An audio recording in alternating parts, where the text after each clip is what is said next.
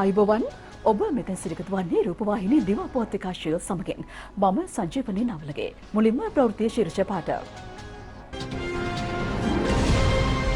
ශ්‍රී ලංකා රූපවාහිනී සංස්ථාවට වසර 40යි. අත්‍යවශ්‍ය පාරිභෝගික භාණ්ඩ හිඟයකින් තොරව වෙළඳ පොළට සැපයීමේ යාන්ත්‍රණය ශක්තිමත් කිරීමට ජනපතිගෙන් පියවර.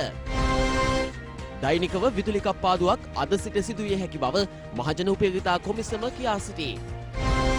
එන්නත්කරණයට විරෝධතා දක්වන පුද්ගලයන්ගේ බැංකු ගිණුම් තහනම් කරන බව කැනඩාව පවසයි. යුක්රේන් අර්බුදය සම්බන්ධයෙන් තවදුරටත් සාකච්ඡා පැවැත්වීමට රුසියාව සූදානම්.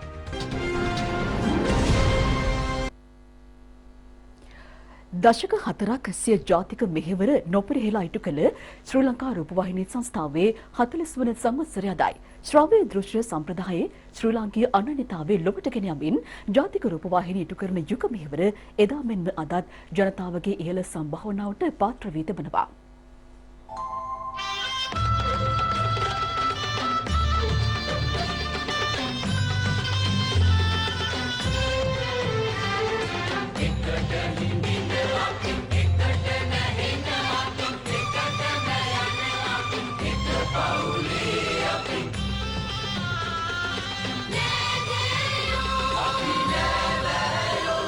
පාර්ලිමේන්තු පනතකින් ස්ථාපනය කෙරුණු ශ්‍රී ලංකා රූපවාහිනී සංස්ථාවේ විකාශන කටයුතු ආරම්භ කෙරුණේ 1982 වසරේ පෙබරවාරි මාස 15 වන දිනයි.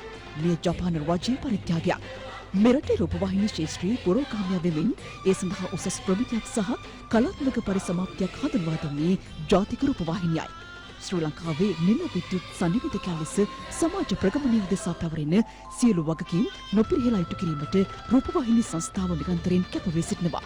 ප්‍රේක්ෂකයන්ගේ ඉහළ රසඥතාව වෙනුවෙන් ජාතික රූපවාහිනිය චැනල් I නේත්‍රා යන නාලිකා 3ක් ඔස්සේ වැඩසටහන් විකාශය කෙරෙනවා. සිංහල දෙමළ ඉංග්‍රීසි භාෂා ක්‍රියාත්වෙන්ව වැඩසටහන් නිෂ්පාදනය කරන ශ්‍රී ලංකා රූපවාහිනී සංස්ථාව විශේෂයෙන් ජාතික හා ජාත්‍යන්තර සජීව විකාශයන්හි එදා මෙන්ම අදත් නියමුවා සහ ප්‍රමුඛයයි. ජන කොටස් අතර අන්‍යෝන්‍ය ගෞරවය, සුහදතාව හා විශ්වාසය ශක්තිමත් කිරීමට කැපවී සිටින ජාතික රූපවාහිනිය රටේ සංහිඳියා ක්‍රියාවලිය වෙනුවෙන් ඉටු කරමින් සිටින්නේ සුවිශේෂී මෙහෙවරක්. දෙවයිනේ වැඩිම ආවරණ කලාපයක් හිමි සංනිවේදිකා වන්නේද ජාතික රූපවාහිනියයි. නවීන තාක්ෂණයෙන් යුත් මේ ආයතනයේ සතු වටිනාම සම්පත නිර්මාණශීලී නිසංග හැකියාවන්ගෙන් පිරිපුන් නිෂ්පාදකවරුන් ඇතුළු කාර්ය මණ්ඩලයයි. දෙස් විදෙස් සම්මාන රසකින් පිදුම් ලබා ඇති ශ්‍රී ලංකා රූපවාහිනී සංස්ථාව ප්‍රේක්ෂකයන්ට එදා මෙන්ම මතු දාද තිල්න කරන්නේ හරවත් වැඩසටහන්. පසුගිය වසරේ පැවති රූපවාහිනී සම්මාන උළෙලවලදී සම්මාන රසකින් පිදුම් ලැබීමට ජාතික රූපවාහිනිය සමත් වුණා. දේශීය මුද්‍රාව සමග දියුණු මාධ්‍ය භාවිතයක් සමාජගත කිරීම වෙනුවෙන් ජාතික නාලිකාව නව්‍ය මුහුණුවරකින් මෙවර පෙනී සිටිනවා. එදා මෙදා තුර ජාතික නාලිකාව සමග වැඳී සිටින සුවහසක් ප්‍රේක්ෂක ජනතාව වෙනුවෙන් හරවත් ඉහළ රසඥතාවෙන් යුතු වැඩසටහන් රසක් ගෙනීමටයි ජාතික නාලිකාව සූදානම්ව සිටින්නේ. ශ්‍රී ලංකා රූපවාහිනී සංස්ථාවේ 40 වන සංවත්සරය නිමිත්තෙන් ඊයේ සර්ව රාත්‍රික පිරිත් සජ්ජායනාවක් පැවැත්වුණා. ඒ සංස්ථා පරිශ්‍රයේදී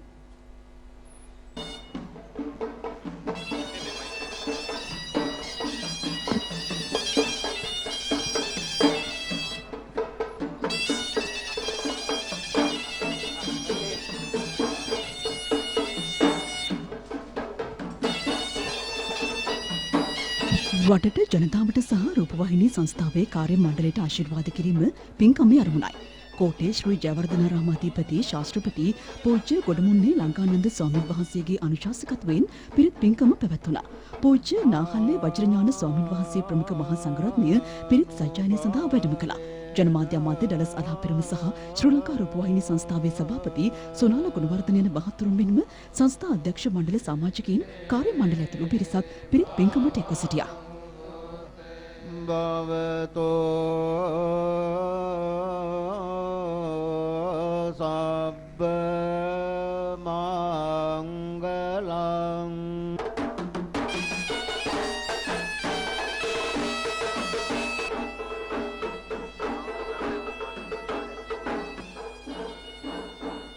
අනතුරුව අද උදේ සංඝගත දක්ෂිනාවක් පිරිනැමුණා. ශ්‍රී ලංකා රූපවාහිනී සංස්ථාවේ සභාපති සොනාල ගුණවර්ධන මහතා සහ සංස්ථා අධ්‍යක්ෂ මණ්ඩලයේ නිලධාරීන් කාර්ය මණ්ඩලය ඇතුළු පිරිසක් දානමය පින්කමට එක්ව සිටියා.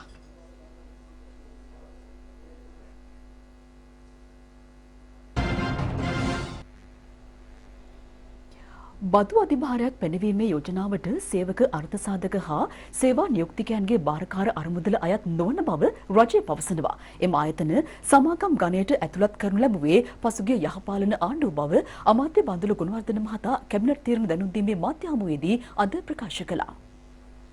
පසුගිය රජය දැවන්ත පරිමාණයේ විදේශ විනිමය අර්බුදයට මුහුණ දීලා සිටියා. එවකට එම රජයේ මුදල් අමාත්‍ය රවි කරුණානායක මහතා ජාත්‍යන්තර මූල්‍ය අරමුදල සමග ගිවිසුමකට ගියා. 2017 2018 2019 කියන අවුරුදු 3 ජාත්‍යන්තර මූල්‍ය අරමුදලේ ගිවිසුමට අනුව තමයි එම රජය ආණ්ඩුකරණය කළේ. ඒ සඳහා ලබාගත් ඇමරිකානු ඩොලර් බිලියන 1.5ක ණය මුදලක්. ඒ ණය මුදල ලබාගෙන ජාත්‍යන්තර මූල්‍ය අරමුදල කිව්වා 2020 වන විට අයවැය පරතරයේ දළදේශීය නිෂ්පාදනයේ 3.5 දක්වා අඩු කළ යුතුයි කියලා. ඒට අදාළ වැඩසටහන තුල අයවැය පරතරය අඩු කරන්න නම් රජයේ ආදායම වැඩි කරන්න ඕන. වියදම අඩු කරන්න ඕන. ආදායම වැඩි කරන්න නම් වැඩියෙන් බදු පනවන්න ඕන. ඉතින් විශාල ලෙස අසාමාන්‍ය ලෙස බදු පනවනකොට මහින්ද රාජපක්ෂ යුගයේ 2006 ලබලා දීලා තිබුණ සියලුම බදු සහන අයින් කළා.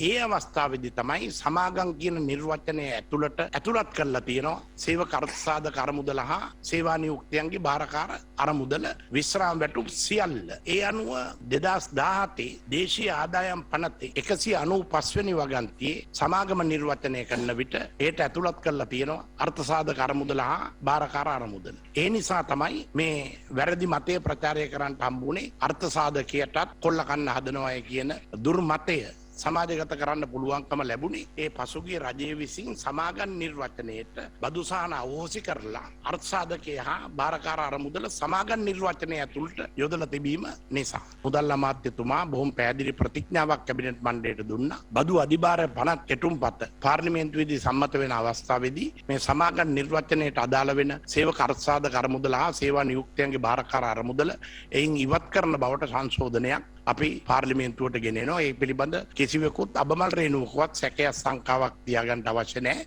අපේ රජයේ සේවක අර්ථසාධක අරමුදල හා සේවා නියුක්තයන්ගේ භාරකාර අරමුදල සුරක්ෂිත කොට පෝෂණය කරන්න බැඳී ඉන්න රජය. වසර 2050 දී ශ්‍රී ලංකාව කාබන් ශූන්‍ය රටක් බවට පත් කිරීම සඳහා මාර්ග සිතියමක් හා උපාය මාර්ග සැලසුමක් සකස් කිරීම සඳහා වූ කැබිනට් පත්‍රිකාව ඉදිරිපත් කරා.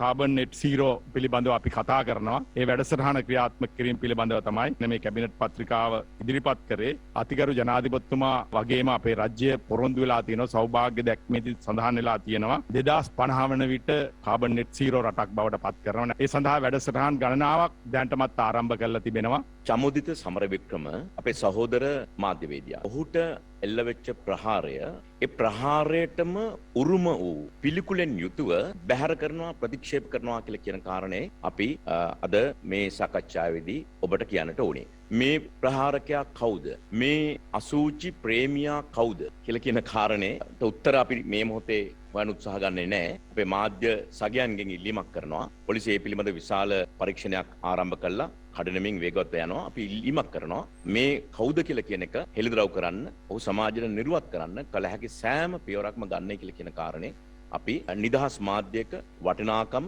අවශ්‍යතාවය ඉතාම හොඳින් තේරුම් ගත්තු දේශපාලඥයන් විදිහට ආණ්ඩුවක් විදිහට අපි ඔබෙන් ඒ ඉල්ලීම කරන්න කැමතියි. කවුරුණත් මේ අසුචි ප්‍රේමියා ප්‍රජාතන්ත්‍රවාදියෙකු ලෙස හඬක් නැති වැසිකිළියක සැඟවී සිටින කෙනෙක් බව ඉතාම පැහැදිලි. ඊට වඩා ඔවුන් පිළිබඳව ඒ කණ්ඩායම පිළිබඳව අපි යමක් කියන්න මං වෙන්නේ නැහැ. මේ අසූචි ප්‍රහාරය එල්ල කිරීමෙන් වහනය වෙන්නේ කුණු සමාජ කණ්ඩායමක කුණු සමාජ පිරිස්වල දුර්ගන්ධය කියලා කියන එක අපි හැමෝටම පැහැදිලි කාරණාවක්. අමතුමනේ දැන් ඔබතුමාලාගේ පාර්ලිමේන්තු දූර කාලයේ දීර්ඝ කර ගැනීමට යම් සූදානමක් ඇති බව සඳහන් වෙනවා. ඒත් එක්කම මාර්තු මාසයේ පාර්ලිමේන්තුව විසිරුවාට මහමැතිවරණයකට යාමට සූදානමක් ඇති බව සඳහන් වෙනවා. මේ ඇත්තද? අසත්‍යයක්. කිසිම සාකච්ඡාවක් ඒ සම්බන්ධයෙන් සිද්ධ වෙලා නැහැ. අපේ රටේ පාර්ලිමේන්තු දූර කාලයන් වැඩි කරගත්තු අවස්ථා දෙකක් තියෙනවා. ඒ අවස්ථා දෙකේදීම අපි ශිෂ්‍යෝ කාලේ 975 පාර්ලිමේන්තු දූර කාලය අවුරුදු දෙකකින් වැඩි කරලා එදා තිබ්බ ආණ්ඩුව එදා තිබ්බ දේශපාලන පක්ෂ මුහුණ දීපු ඊටාම අභාග්‍ය සම්පන්න ඉරණම පිළිබඳව රටට හොඳ කියවීමක් තියෙනවා. ඊට පස්සේ ජනමත විචාරණයකින් 1977 බලටපත් වෙච්ච ආණ්ඩුව ජනමත විචාරණයකින් තමගේ දූර කාලය දිගු කරන්න ගිහිල්ලා කරගත්තා වූ විනාශය ඒ මහා භීෂණ සමය පිළිබඳව අපි කාටවත් අවබෝධයක් තියෙනවා. ඒ නිසා ජන සම්මතයෙන් ඇරෙන්න ප්‍රජාතන්ත්‍රවාදී ක්‍රියාපිළිවෙතකින් ඇරෙන්න පාර්ලිමේන්තු කාලය දීර්ඝ කර ගැනීමක් මම විශ්වාස කරන්නේ නැහැ. නිරෝගී ප්‍රජාතන්ත්‍රවාදයේ තියෙන රටක සාකච්ඡාවටවත් භාජනය කළ යුතු කාරණාවක් කියලා. අත්‍යවශ්‍ය පාරිභෝගික භාණ්ඩ හිඟයකින් තොරව වෙළඳපළට සැපයන බව තහවුරු කර ගැනීම සඳහා අවශ්‍ය ප්‍රතිපත්තිමය නිර්දේශ හා විසඳුම් ඉදිරිපත් කිරීමට කමිටුවක් පත් කිරීම සඳහා ජනාධිපති ගෝඨාභය රාජපක්ෂ මැතිතුමා ගනු ලැබ ඇති පියවර සම්බන්ධයෙන් අමාත්‍ය මණ්ඩලයේ එකඟතාවය පළ වී තිබෙනවා. 7 දෙනෙකුගෙන් යුත් කමිටුවේ සභාපතිත්වය දරන්නේ මුදල් අමාත්‍යවරයයි. අත්‍යවශ්‍ය ආහාරද්‍රව්‍ය සහ අපනයනාභිමුඛ කර්මාන්ත සඳහා අවශ්‍ය අමුද්‍රව්‍ය හා කාර්මික භාණ්ඩ ආනයනය කිරීම සඳහා විකල්ප ක්‍රමවේද හඳුනා ගැනීමේ අවශ්‍යතාව අමාත්‍ය මණ්ඩලය මීට පෙර සැලකිල්ලට ගෙන තිබුණා. ඒ අනුව එවැනි භාණ්ඩ මෙරටට ආනයනය කරන ලබන රටවල් සමග සාකච්ඡා කිරීම සඳහා අමාත්‍ය මණ්ඩල ආණ්ඩු කමිටු පත් කිරීමට ජනාධිපති ගෝඨාභය රාජපක්ෂ මැතිතුමා ගනු ලැබ ඇති පියවර සම්බන්ධයෙන් කැබිනට් මණ්ඩලයේ එකඟතාව ලැබී තිබෙනවා. ජනතාවට මුහුණ පෑමට සිදුව ඇති ආර්ථික අපහසුතා ඔවුන් කිරීම සඳහා වූ යෝජනා ක්‍රියාත්මක කිරීමෙන් ඉදිරිපත් කරන ලද අමාත්‍ය මණ්ඩල සංදේශයේ සඳහන් යෝජනා සඳහා අනුමැතිය හිමිව තිබෙනවා. යෝජනාව ඉදිරිපත් කළේ මුදල් අමාත්‍ය බසිල් රාජපක්ෂ මහතායි. එම යෝජනා අතුරින් වතුකම්කරු පවුල් සඳහා තිරිඟුපිටි සහනාධාරයක් ලබා දීම සම්බන්ධයෙන් වූ යෝජනාවට වෙළඳ අමාත්‍යවරයාගේ ප්‍රධානත්වයෙන් යුත් කමිටුවකින් නිර්දේශ ඉදිරිපත් කෙරුණා. ප්‍රතිලාභී පවුල් 1,15,867ක් සඳහා මාසිකව තිරිඟුපිටි කිලෝ 15ක් සහන මිලක් යටතේ ලබා දීමට නියමිතයි. ඒ සඳහා වෙළඳ අමාත්‍ය බන්දුලු ගුණවර්ධන මහතා ඉදිරිපත් කළ යෝජනාවට කැබිනට් අනුමැතිය හිමිව තිබෙනවා. 2022 අයවැය මගින් පුළුල් ගෘහ ආර්ථික සංවර්ධන ජාතික වැඩසටහනක් ක්‍රියාත්මක කිරීම සඳහා ප්‍රතිපාදන වෙන් කෙරුණා. එහි එක් වැඩසටහනක් වන්නේ ගෘහ ආර්ථික සුරක්ෂිතතා සහන මල්ල වැඩසටහනයි. සෑම ග්‍රාම නිලධාරී වසමකින්ම අඩු ආදායම්ලාභී පවුල් 40ක් විශේෂ නිර්ණායක යටතේ ප්‍රාදේශීය ලේකම්ගේ නිර්දේශය මත තෝරා ගැනෙනවා. එම පවුල් සඳහා රුපියල් 2000ක් වටිනා භාණ්ඩ මිලදී ගැනීමට හැකිවන පරිදි ප්‍රතිලාභී පවුල් වලට ඩිජිටල් කාඩ් පතක් හිමිවනවා. වැඩසටහනට අදාළව යෝජනා ඉදිරිපත් කළේ වෙළඳ අමාත්‍ය බන්දුලු ගුණවර්ධන මහතායි. එක් ගමකට එක් කාන්තා ව්‍යවසායකයෙක් බිහි කිරීමේ අරමුණින් කාන්තා ව්‍යවසායකයන් සඳහා කුඩා සුපිරි වෙළඳසල් ජාලයක් ස්ථාපනය කිරීමට නියමිතයි. එම වැඩසටහන වෙනුවෙන් අයවැයෙන් වෙන් කර ඇති මුදල රුපියල් මිලියන 15000ක්. අදාළ ව්‍යවසායකයන් හඳුනා ගැනීම දිලිඳුකම් පිටු දැකීමේ කාර්යසාධක බලකායේ උපදෙස් මත ප්‍රාදේශීය සංවර්ධන කමිටුවේ මඟ පෙන්වීමෙන් ප්‍රාදේශීය ලේකම්වරුන් විසින් සිදු කරනු ලබනවා. යෝජනාව ඉදිරිපත් කළේ අමාත්‍ය බන්දුලු ගුණවර්ධන මහතායි. ජල විදුලිය නිෂ්පාදනය හා බලාගාර සතු ඉන්ධන සීමාවීම හේතුවෙන් අද සිට දෛනිකව විදුලි කප්පාදුවක් සිදුවන බව මහජන උපයෝගීතා කොමිසම පවසනවා. එහි සභාපති ජනක රත්නායක මහතා සඳහන් කළේ ඊට අදාළ ක්‍රමවේදය අද පස්වරුවේ ජනතාවට දැනුම් දෙන බවයි. මහජන උපයෝගිතා කොමිසම මගින් අද සවස් කාලය වෙනකොට තීරණයක් ගන්නවා. ඉදිරි මාස 2-3 තුළ දුලිය සීමා කරන්නේ කෙසේද යන කාරණය ගැන. ඒකට පාදක වෙන්නේ අපේ තියෙන ජල සංචිත දවසින් දවස අඩු වෙනවා. ඒ වගේම අපිට තෙල් ලබා ගැනීමේ ප්‍රායෝගික ප්‍රශ්න තියෙනවා. මේ දෙක සලකලා බලලා ඉදිරි සඳහා තියෙන ඉල්ලුම සහ සැපයුම යන කාරණා මත පදනම්ව දෛනික විදුලි සීමා කිරීම පිළිබඳ ක්‍රමවේදයක් අද අපි හඳුන්වා දෙනවා. අන්තවාදී නොවී මධ්‍යස්ථ භාවයේ රැකගනිමින් සිය කාර්ය නිවැරදිව හා වඩාත් සාධාරණව ඉටු කිරීම සියලුම මාධ්‍යවල වගකීමක් බව බෙල්ලන්විල රාජමහා විහාරාධිපති ආචාර්ය පූජ්‍ය බෙල්ලන්විල ධම්රතන හිමියන් පවසනවා. ඒ පිළිබඳ උන්වහන්සේ ජාතික රූපවාහිනියට අදහස් පළ කළා.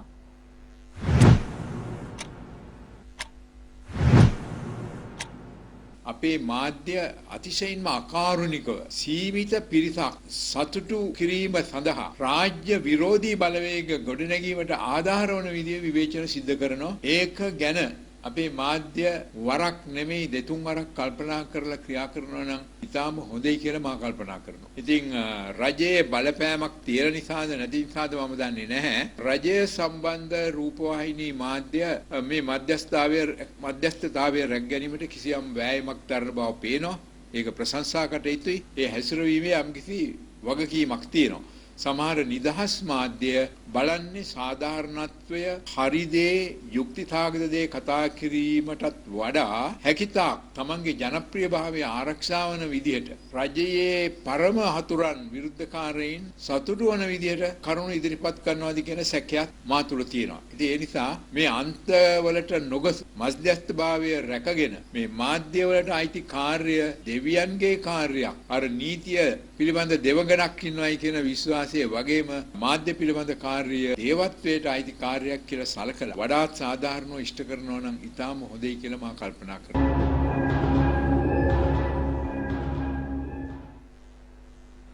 මේ වසර ආරම්භයේ රජය හඳුන්වා දුන් සහන පැකේජයට අනුව රුපියල් 1000කින් වැඩි කෙරුණු සමෘද්ධි දීමනාව ලබා දීම ඊයේ ආරම්භ කෙරුණා. එය හිමිවන සමස්ත ප්‍රතිලාභීන් සංඛ්‍යාව 17 ලක්ෂයකට අධිකයි.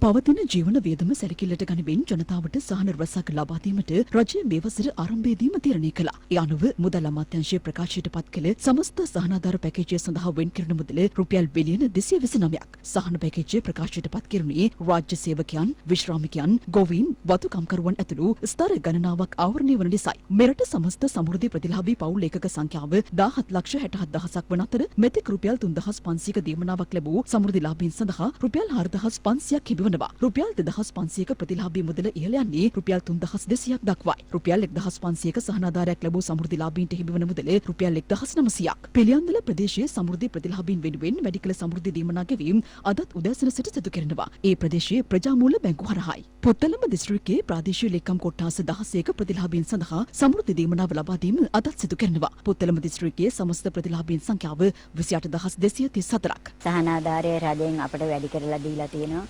නිලධාරිතුමාලා අපට ගෙදරටම ගෙනල්ලා දුන්නා.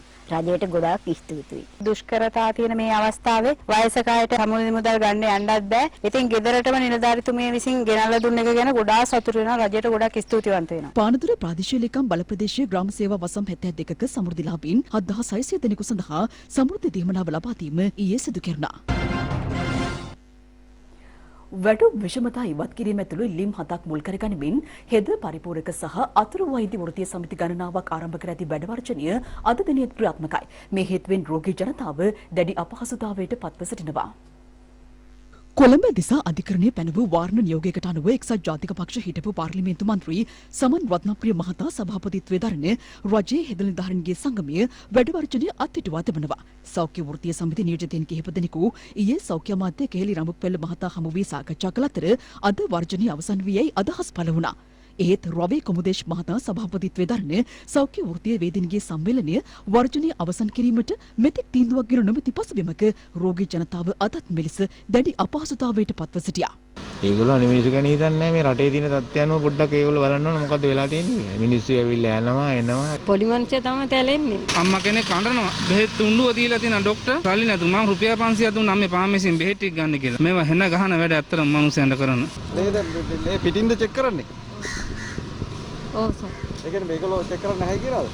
මෙහෙම චෙක් කරන්නේ නැහැ කියලා කිව්වා මේ ආසිරියකින් චෙක් කරා. නමුත් මේ වගේ අවස්ථාවක මිනිස්සු අපහසුතාවයට පත් කරනවද නැහැ? ලෙඩ කිදිනේ මැරෙලාද බලන්නකෝ. මේ අතර රාජ්‍ය ඔසුසැල්වලද අද උදෑසන සිට ඖෂධ ලබා ගැනීම සඳහා දිගු පෝලියම් දක්නට ලැබුණා. ඉතින් අපි සල්ලි දීලා ගන්න අපිට කොහෙද තියෙන සල්ලි? නැති කමටනේ මේ පොලිමකට හරි ඇවිල්ලා ඉන්නේ. ඒගොල්ලෝ වර්ධනය කරන අපි දුක් විඳින එක තමයි එන්නේ. අපි පොලිමේ හිටගෙන ඉන්නේ දුප්පත් මිනිස්සු ඉඳලා. අද පෙරවරුවේ රැස්වන විධායක සභාවට සෞඛ්‍ය බලධාරීන් ලබා දෙන තීරණය මත වර්ජනය අවසන් කිරීම පිළිබඳ අවසන් තීරණය ගන්නා බවයි රජයේ ඖෂධ වේදීන්ගේ සංගමය පවසන්නේ.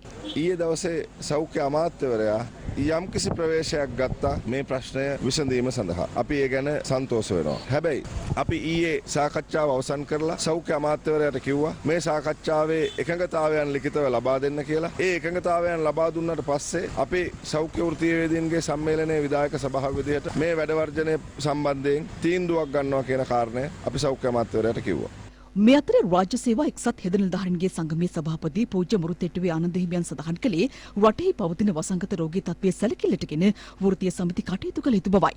මේ රටේ පවතින මේ වසංගත රෝගී තත්ත්වයන් සැලකිල්ලට අරගෙන ජනජ සැලකිල්ලට අරගෙන තමයි අපි පොඩ්ඩක් කොච්චර අමාරුකම් තිබුණත් වෘත්තීය සමිතිය අයත් පොඩ්ඩක් ඒක ටිකක් හිතන්න ඕනේ. දුර බලන්න ඕනේ. අපේ හයිය තිබුණා කියලා කෑ ගහන්න පුළුවන් කම දෙන්න කියලා අපේ පිරි වැඩි කියලා කියනවා නම් මම මේ අනුමත කරන එක්කෙනෙක් නෙමෙයි. අපි මුලින්ම පළමුව අපේ රට දෙවි ජනතාව අපි ඉන්නේ එතනයි. රජයේ වෛද්‍ය නිලධාරීන්ගේ සංසදීය සභාපති වෛද්‍ය රුක්ෂාන් බෙල්ලන මහතාද වර්ජනය සම්බන්ධයෙන් අදහස් පළ කළා. මේක ඇවිල්ලා විහිළු සපයවපු වැඩවර්ජනය. ඉල්ලීම් තියෙනවා, වැඩවර්ජනය කරනවා, දින 9ක් රෝගීන් මරනවා, රෝගීන් අපහසුතාවයට පත් කරනවා, රෝගීන්ව රස්තියාදු කරනවා. ඊට පස්සේ 9 අවසානයේ සෞඛ්‍ය අමාත්‍යතුමා එක්ක සාකච්ඡාවක් කරලා නිකන් ලියකැවිල්ලක් විතරක් අරගන්නවා. මේකෙන් ඔප්පු කරන දේ තමයි මේ වෘත්තීය සමිති කරන්නේ ප්‍රෝඩාවක් කියන එක. කෙටි විරාමයක් දැන්. තාත්තේ යලිත් දිවා පුවත්. සංකූලතා මෙන්ම බෝ නොවන රෝගවලට ගොදුරු වූවන් බූස්ටර් එනත ලබා නොගෙන ඇතනම් මරණාසන්න තත්වයකට පත්විය හැකි බව සෞඛ්‍ය අංශ පවසනවා. එබැවින් ජනතාව බූස්ටර් එනත ලබා ගැනීම අත්‍යවශ්‍ය බවයි සෞඛ්‍ය සේවා නියෝජ්‍ය අධ්‍යක්ෂ ජෙනරාල් විශේෂඥ වෛද්‍ය හේමන්ත හේරත් මහතා පවසන්නේ.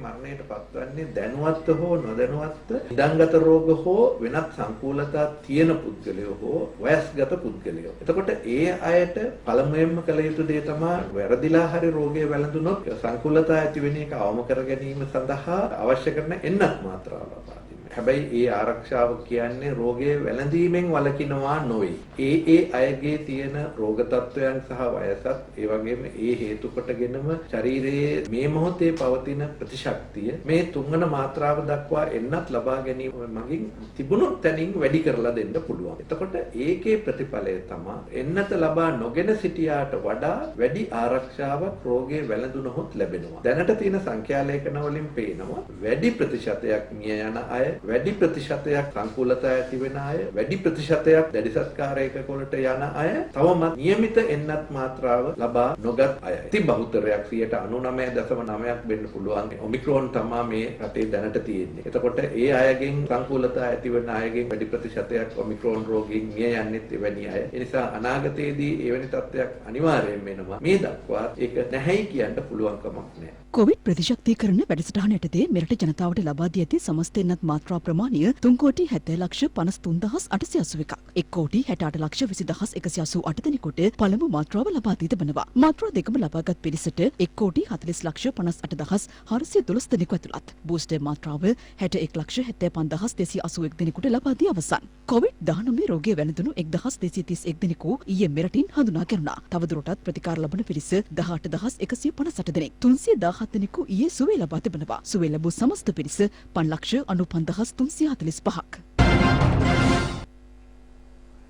එන්නත්කරණයට විරුද්ධව විරෝධතා දක්වන පුද්ගලයන්ගේ බැංකු ගිණුම් තහනම් කිරීමට කැනඩාව පියවරගෙන තිබෙනවා. එන්නත්කරණය අනිවාර්ය කිරීමට විරුද්ධව පසුගිය දින කිහිපයක සිට කැනඩා ඇමරිකා දේශ සීමාවේ ට්‍රක් රියදුරන් විසින් විරෝධතා ව්‍යාපාරයක් ආරම්භ කරනු ලැබුවා. කැනඩා අග්‍රාමාත්‍ය ජස්ටින් ට්‍රූඩෝ සඳහන් කරන්නේ එන්නත්කරණය අත්‍යවශ්‍ය ක්‍රියාමාර්ගයක් බවයි. ජනතා ආරක්ෂාව සඳහා එන්නත්කරණය අත්‍යවශ්‍ය සාධකයක්. ඊට විරුද්ධව විරෝධතා දක්වන සහ වෙනත් ආකාරයකින් ඊට සම්බන්ධ වන අයගේ බැංකු ගිණුම් තහනම් කිරීමටයි කැනඩා රාජ්‍ය තීරණය කොට ඇත්තේ. ඒ සඳහා උසාවි නියෝගයක් අවශ්‍ය නොවන බවයි කැනඩා බලධාරීන් පවසන්නේ. මෙවන විට ලොව පුරා එන්නත්කරණය සාර්ථකව සිදුවමින් පවතින අතර ලොව පුරා එන්නත් මාත්‍රා 1ක් හෝ ලබාගත් පිරිස බිලියන 5කට ආසන්නයි. එන්නත් මාත්‍රා 2ක් ලබාගත් පිරිස බිලියන 4කට අධිකයි. එන්නත් මාත්‍රා 3ම ලබාගත් සංඛ්‍යාව බිලියන 1ම තිබෙනවා. ඇතම් රටවල් මෙවන විට සිවුන මාත්‍රාව තම රටවැසියන්ට ලබා දීම ආරම්භ කර තිබෙනවා. ලොව පුරා මෙවන විටත් එන්නත් මාත්‍රා බිලියන 10කට වැඩි ප්‍රමාණයක් ලබා දී ඇති බවයි දත්ත වාර්තා පෙන්වා දෙන්නේ. අප්‍රිකානු කලාපයේ හැර අනෙකුත් රටවල් රැසක් තම වැසියන්ගෙන් 50%කට වැඩි පිරිසක් එන්නත්කරණයට ලක් කර තිබෙනවා. තවත් දේශීය පුවත් කිහිපයක් ලොහුඬින් යුද හමුදා සමාජිකයන් සඳහා විරු අභිමාන් නිවාසන යෝජනා ක්‍රමය අද ආරම්භ කෙරුණා. ඒ යුද හමුදාපති ජෙනරාල් ශවීන්ද්‍ර සිල්වා මහතාගේ ප්‍රධානත්වයෙන් බත්තරමුල්ල යුද හමුදා මුලස්ථානයේදී මහජන බැංකුව සමග ක්‍රියාත්මක ණය යෝජනා ක්‍රමයෙන් රුපියල් මිලියන 3 සිට 15 දක්වා ණය මුදලක් ලබාගත හැකියි. නිවසක් ඉදිකිරීමට, අලුත් වැඩියාවට, මිලදී ගැනීමට, ඉඩමක් මිලදී ගැනීමට හෝ මහල් නිවාසයක් මිලදී ගැනීමට මෙහිදී හැකි වෙනවා. මේ අවස්ථාවට මහජන බැංකුවේ සභාපති සුජීව රාජපක්ෂ මහතාද එක්ව සිටියා. අඩු ආදායම් ලාභී ගොවි ජනතාවගේ කුඹුරවල නොමිලේ ගොයම් කපා දීමේ ව්‍යාපෘතියක් ගුවන් හමුදාව ආරම්භ කර තිබෙනවා. ත්‍රිකුණාමලය මොරවැව ප්‍රදේශයේ ගොවි පවුල් 31ක අසුරු නෙලා දීම පසුගියදා සිදු කෙරුණා. ඒ සඳහා ගුවන් හමුදාවේ බහුකාර්ය ගුවන් කැපීමේ යන්ත්‍ර යොදාගෙන තිබෙනවා. ගොවි පවුලක අක්කර 3 බැගින් අක්කර 93ක අසුරු නෙලා දීම සිදු කෙරුණා. එමගින් අක්කරයකට රුපියල් 10,000 බැගින් එක් ගොවි පවුලක් සඳහා රුපියල් 30,000ක පමණ මුදලක් ඉදිරි කරගත හැකි වෙනවා. ඉදිරියේදී කනුගහවැව සහ අම්පාර ප්‍රදේශවල අසුරු නෙලීමට නියමිතයි. සංවිධානාත්මක අපරාධකරුවෙකු සහ මද්‍රව්‍ය ජාවාරම්කරුවෙකු වන මානවඩුගේ අසංග මදුරංග නොහොත් පරිප්පුවා නැමැති අනුවර්තන නාමයෙන් හඳුන්වන පුද්ගලයෙකු අත්අඩංගුවට ගෙන තිබෙනවා. ඒ පොලිස් විශේෂ කාර්ය බලකාය මගින් ඔහු සතුව තිබී ජීව අත්බෝම්බයක්ද සොයා ගන්නා. හෙරොයින් අලෙවින් උපයාගත් රුපියල් 21,50,000ක මුදලක් සමග පුද්ගලයෙකු අත්අඩංගුවට ගෙන තිබෙනවා. පොලිස් විශේෂ කාර්ය බලකාය සිදු කළ මෙහෙයුමකදී සැකකරු සතුව තිබී හෙරොයින් ග්‍රෑම් 25කට අධික ප්‍රමාණයක් සහ මෝටර් රථයක් ජංගම දුරකථන 3ක්ද සොයාගෙන තිබෙනවා.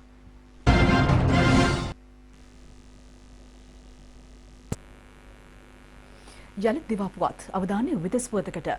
යුක්‍රේන අර්බුදය සම්බන්ධයෙන් තවදුරටත් සාකච්ඡා පැවැත්වීමට සූදානම් බව රුසියාව පවසනවා. රුසියාව කියා සිටියේ බටහිර රටවල් දෙරට අතර අර්බුදයක් ඇති කිරීමට මාන බලන බවයි. යුක්‍රේනය සම්බන්ධයෙන් එකගතාවයකට පැමිණීමට බටහිර රටවලට තවමත් අවස්ථාව තිබෙන බව රුසියානු බලධාරීන් ප්‍රකාශ කළා. ජනාධිපති ව්ලාදිමිර් පුටින් සහ විදේශ අමාත්‍ය සර්ගෙයි ලැව්රොව් අතර සාකච්ඡාවක් ඊයේ පැවැත්වුණා. එහිදී විදේශ අමාත්‍යවරයා ජනාධිපතිවරයාට දැනුම් දී ඇත්තේ බටහිර රටවල් සමග පැවති සාකච්ඡාවල ප්‍රගතියක් දක්නට ලැබෙන බවයි. යුක්‍රේනය නේටෝ සංවිධානයට ඈඳා ගැනීම ඇතුළු කරුණු කිහිපයක් සම්බන්ධයෙන් රුසියාව සහ බටහිර රටවල් අතර මතභේදයක් හටගෙන තිබෙනවා. එහෙත් යුක්‍රේනය ආක්‍රමණය කිරීමට කිසිදු සූදානමක් නැතයි රුසියාව කියා සිටියා. දැන් ක්‍රීඩා පුවත්. ශ්‍රී ලංකා ක්‍රිකට් කණ්ඩායමේ තුන් ඉරියව් ක්‍රීඩක වනිදු හසරංගට කොවිඩ් ආසාදනය වී තිබෙනවා. ඒ හේතුවෙන් අද ඕස්ට්‍රේලියාවට එරෙහිව පැවැත්වෙන තුන්වන 2020 ක්‍රිකට් තරගය සඳහා ඔහු සහභාගී වන්නේ නැහැ. අද උදෑසන සිදු කළ රැපිඩ් ඇන්ටිජන් පරීක්ෂණයේදී වනිදු හසරංග කොවිඩ් ආසාදිතයෙකු ලෙස හඳුනා ගැනුණා. මීට පෙර කොවිඩ් ආසාදිතයෙකු ලෙස හඳුනා ගැනුණු කුසල් මෙන්ඩිස්ට අද තරගය සඳහා සහභාගී වීමේ අවස්ථාව පවතිනවා. ශ්‍රී ලංකාව සහ ඕස්ට්‍රේලියාව අතර තෙවැනි 2020 ක්‍රිකට් තරගය ශ්‍රී ලංකා වේලාවෙන් පස්වරු 1:40ට ආරම්භ වන්නේ කැන්බරාහිදී. පැවති තරග දෙකම ජය ගනිමින් ඕස්ට්‍රේලියාව තරගාවලියේ පෙරමුණේ පසුවනවා.